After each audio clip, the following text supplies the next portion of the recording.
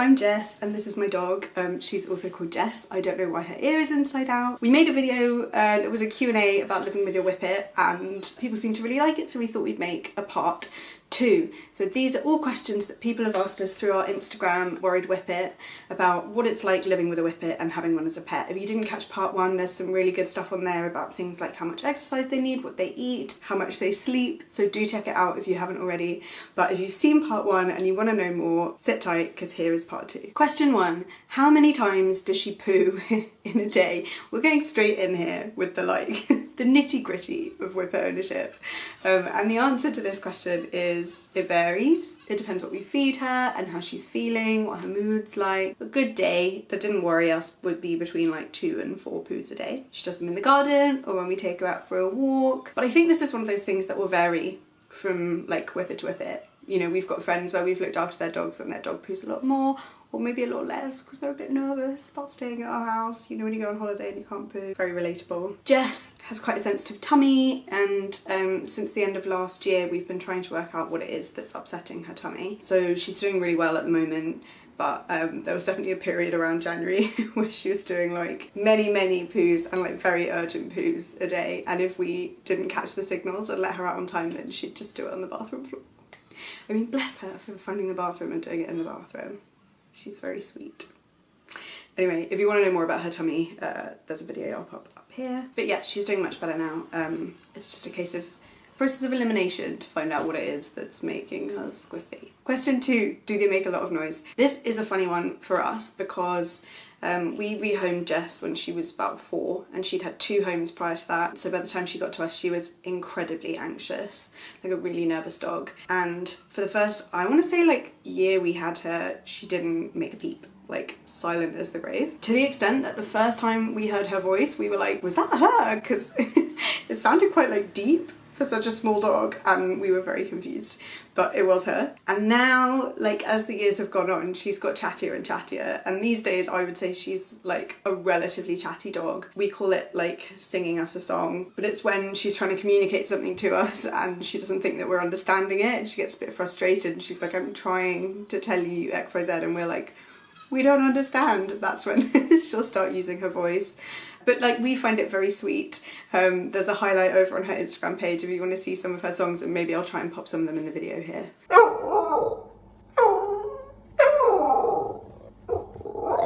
Next question, what is something you wish you'd known before adopting Jess? This is a really hard one. Like, we did a lot of research about the breed, but we didn't do a lot of research about what it would be like to rehome a dog with the kind of turbulent background that Jess had had. So we just weren't really prepared for what that threw up for us. And it was a lot. I wish we'd had a bit more information about like how to settle her in and make her feel more confident and comfortable, and like we've come a really long way. But yeah, I just wish we'd known a bit sooner like how much it was going to take, and that we needed to invest in things like behaviourists to support us to be able to like do our best by her. And you know, I think those first years were really difficult for her. I also wish we'd known like how much they love socialising with each other, so that we could have started doing that earlier, because I think that would have helped with her confidence as well, like when done in the right way, obviously. They just love each other for company. She has so much fun with other whippets, and we did some of that in the first like year or so, but not very much, and I wish we'd done more because yeah, she just loves it so much. She really comes out of her shell around other dogs. It's very, very lovely to see. Is it ever possible to be mad at a whippet when they're so lovely? No. Like right now, right this minute, okay, Jess has gone out this morning for a wee, stomped around in the garden, all in the mud, come back into the house, run upstairs and got straight back into bed, and I am sitting in mud. And who knows, maybe some of it's poo, like I'll never find out.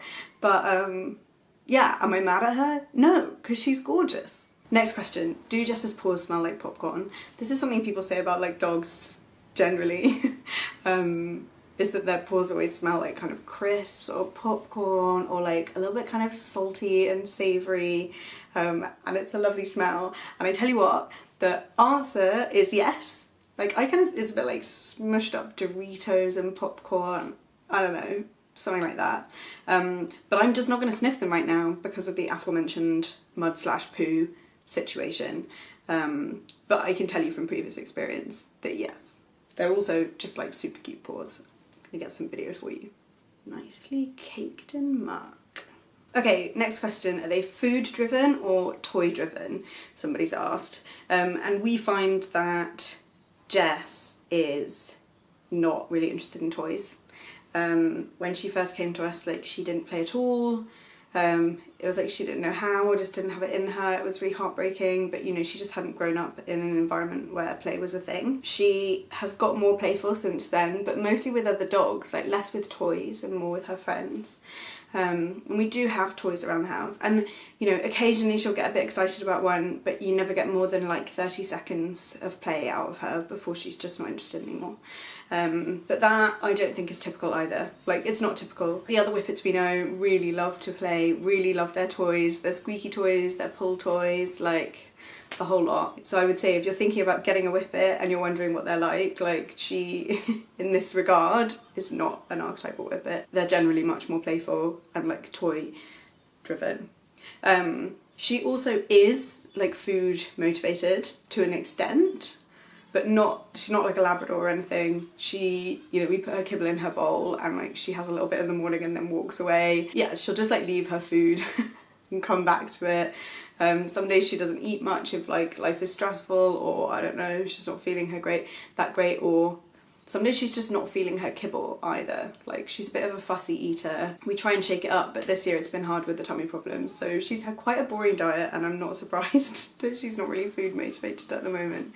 But when it's really high value stuff, like if you get a sprat out, she's always going to go nuts for a sprat. So it's just about finding the right things for her. But like, food is not, she doesn't wake up in the morning and think, food! Like, if you give her a chance, she'll lie in until midday and you'll be like, Jess, you probably need a wee and some food. But yeah, when we're training her, we use food. We use like high value treats like sprats, or like salmon pate, or you know, cheese. She loves cheese. I'd say the thing we do the most work on is recall. We really need to work on her subtle. We do take treats to the park, and yeah, we've been able to teach her some stuff over the years. Next question, is it inevitable that they end up sleeping on your sofa or in your bed? This is really like up to you. The thing about Whippets is they're very bony. They haven't got like a lot of body fat. They've got basically no body fat, and they've got a very thin layer of fur, where from what I understand most dogs normally have two, so like they basically have no cushioning against the world. It's just their bony asses on the floor. Jess won't do a sit on a hard surface because it's too uncomfortable for her. We always make sure that there are soft things around for her to lie on. She's got a bed in every room, but she just absolutely loves the sofa and the bed. I think the bed is like the height of comfort for her, and you can see why, because it just takes all the pressure off her like really bony elbows and knees. They don't have knees. Do they have knees? I don't know, that's gonna make me look stupid, isn't it? But also for us, like, it's been one of the biggest joys like about having Jess is like sharing our sofa and our bed with her. Like, she cuddles up with us when we watch TV. It's really sweet. It's super cozy. They're really soft. She's a snuggle monkey, so I don't know, that's just one of the biggest treats for me at the end of the day, sitting down with Jess on the sofa and watching a film. And for her, it's nice to be kind of at our level. Like, she's quite small, so she likes to be like closer to our faces and able to kind of interact with us on that level. She gets very excited if you get down to the floor. It limits the amount of interaction when they're quite far away from you in stature, I think. It would be totally possible, if you wanted to train them to be in their bed only and not in your bed and not on your sofa. I think that would be a shame, but I get that for some people that works better. It would be really possible. It just, I don't understand why. It's the best bit. Are they easily trainable, or are they stubborn and independent? I would say, like, on the spectrum of dogs, they're probably somewhere in the middle, just because like they're not as food motivated as like a Labrador, or as play motivated as a terrier or whatever, but they like to please you. So like Jess responds really well to praise. She loves doing high fives, because like when she does a high five we get really excited and give her all of the belly rubs, and that's really exciting for her. And we've taught her various things. We've taught her sit, down, high five. We've taught her half of a rollover, which is where I get her to do down and then I go side, and then she kind of flops onto her side. And I was thinking that one day I might be able to get her to lie on her back, but no, her back is bony. It's just not happening. When we've worked with behaviourists, it's always gone really well. Like, she does enjoy, it's all about the high value treats. I think it is for every dog. Like, you've got to find what makes them tick. So for Jess it is like a really stinky bit of fish, like a sprat or some pate, or I don't know. Once you've found that, like, it's much easier to train them. But like right now I'm sitting here with a pot of Jess's kibble, trying to convince her that it's a treat, and she's not having any of it. Like, it's just not high value enough. So yeah, I would say yes, they are like trainable. Just make sure that you found the thing that makes them tick and stick with it. And I will always say this because it's served us so well, but like, do invest in a behaviourist if you can, or a trainer to help you, because we learned so much about like reading Jess's body language and yeah, all sorts. Really helpful, definitely recommend. Do whippets have a lot of health problems? The answer, from what I understand, is no. Like, they're a relatively healthy breed. They do, some of them have a tendency to get, or to be born with, don't know how it works, but a heart murmur. Jess has got a heart murmur, which is harmless, but it's just like a little, when you listen to it on the stethoscope, which we've done before, the vet let us listen, it's just like a little squeak in there. The other thing about whippets is they've got, like lots of other dogs, like their dew claws are quite pronounced. So if you have a whippet with dew claws, they quite often get dew claw injuries because they're so speedy. And they do also have thin skin. They're quite susceptible to like little cuts and scratches. Jess gets it in particular when she wheezes on stuff that's like a little bit spiky, like spiky or prickly grass or something, and she gets scratches on her crotch. Do dogs have crotches? I don't know, but anyway, you know what I mean. But like, generally speaking, no, they're a really healthy breed. They're a great choice of dog, and I've said this before, I'll say it again, if you're interested in getting a whippet, they're just gorgeous. Like, definitely go for it. But also have a look at greyhounds, because greyhounds are fantastic dogs and they make really great pets. Like whippets, they're kind of low energy, just want to sleep all day. You take them out for a walk, maybe like half an hour, and that's really all they need. They're great apartment dogs. So yeah, I just think, like, do have a look at greyhounds, because there's so many of them needing homes and they're just so gentle and gorgeous. We hope that we can have a greyhound one day in a big enough bed. Imagine a greyhound, imagine sharing a bed with a greyhound, it would be amazing. Oh, I'll have to boot Ollie out. Anyway, stick around on our channel, watch some of our other videos. If you're interested in whippets, obviously there's the first whippet Q&A, there's loads of vlogs and other stuff about Jess that you might be interested in, so do check that out. We also talk a lot about like mental health and well-being, so you could check some of those videos out too. I know the two seem quite disparate, but there is kind of a tenuous link. And we do all of the same stuff over on Jess's Instagram account, Worried Whippet, and my Instagram account, human.jess. So yeah, do come and check us out. We would love to hear from you. It's always so nice when people say hello. So yes, come and find us. Bye.